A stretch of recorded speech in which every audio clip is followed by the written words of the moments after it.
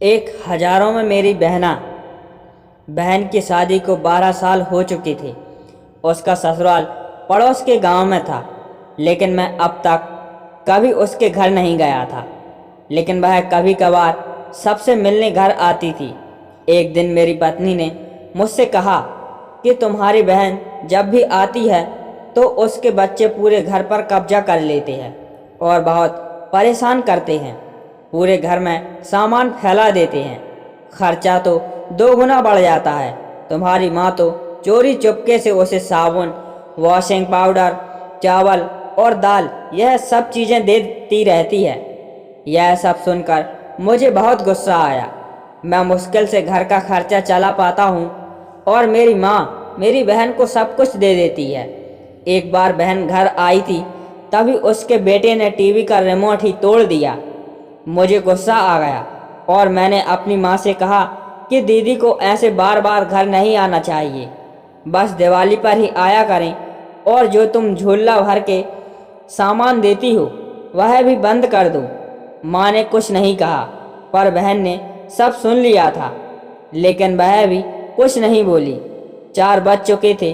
उसने अपने बेटे को तैयार किया और कहा, भाभी मुझे बस स्टॉप तक छोड़ दो। मैंने ऐसे ही झूठ मूठ दीदी को बोला, जा रही हो दीदी, कुछ दिन और रुक जाती। उसने मुस्कुराते हुए कहा, अरे नहीं, बच्चों की छुट्टियां खत्म हो रही हैं, हमें जाना चाहिए अब। एक दिन हम दोनों भाइयों के बीच जमीन का बंटवारा होने वाला था। तभी दीदी भी आई थी, लेकिन मैंने उनसे सीधे कह दिया कि मैं अपने हिस्से से कुछ नहीं दूंगा। माँ ने कहा कि बेटी का भी अधिकार होता है, लेकिन मैंने उसे चिल्लाकर कहा कि मैं उसे कुछ नहीं दूंगा।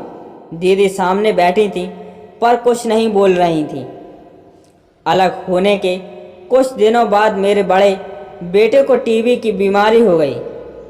मेरे पास उसके इलाज के लिए बिल्कुल पैसे नहीं थे। मैं बहुत तनाव में था।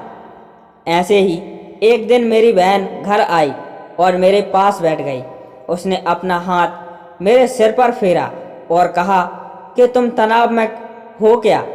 मैं तुम्हारी बड़ी बहन हूँ। मैंने तुम्हें बचपन से पाला है, तुम्हें जानती हूँ मैं, और तुम मुझे भी ज़्यादा बड़े दिखते हो। उसने अपने हाथों से सोने की चूड़ियाँ निकाली और मेरे हाथों में दे दी। उसने कहा, तुम पागल हो, तुम ऐसे ही टेंशन ले रहे हो। यह चूड़ियाँ लो और अपने बच्चों का इलाज कराओ। वह धीरे से बोली, चूड़ी के बारे में किसी को मत बताना, तुम्हें मेरी कसम है। उसने फिर से अपना हाथ मेरे सिर पर फेर दिया। उसने मुझे 1000 रुपये दिए। उसमें 50 और 100 के नोट थे। शायद उसने बचत करके जमा किए होंगे। यह पैसे जेब में रखते हुए बोली कि बच्चों को जो चाहिए ले लो और इस तरह टेंशन मत बैठो। चलो, मुझे अभी जाना है। बच्चे स्कूल गए थे, इसलिए सोचा जल्दी जाकर भाई को मिलकर आऊं, इसलिए आ गई। तभी मेरा ध्यान दीदी के पैरों पर गया। उसने टूटी हुई चप्पल पहन रखी थी और पुराना दुपट्टा पहना था। वह जब भी घर आती थी उसके कंधे पर हमेशा वही दुपट्टा रहता था। बहुत जल्दबाजी में चली गई और मैं कुछ नहीं बोल पाया। हाथों में वह चूड़ियाँ लिए मैं जोर जोर से रो रहा था। हम भाई कितने स्वार्थी होते हैं ना।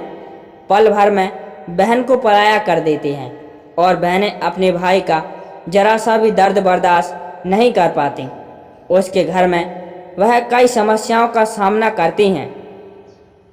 दोस्तों, हमें थोड़ा समय देकर और अपनी बहन से हालचाल पूछना चाहिए।